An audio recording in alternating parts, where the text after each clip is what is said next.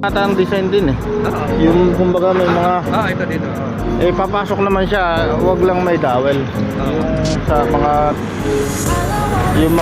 bakal-bakal ba na bawat division nung warehouse. Yung gaya dati dito. Dito kaya hindi ko pinasok eh. Titingnan natin kung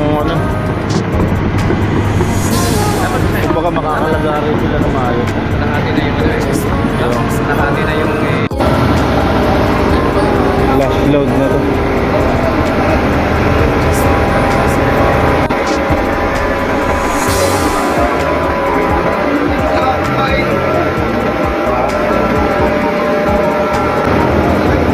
Lang?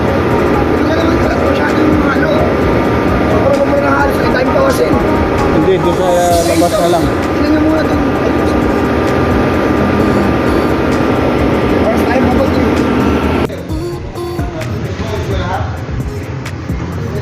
Tagal magpakain na ito ni boss eh.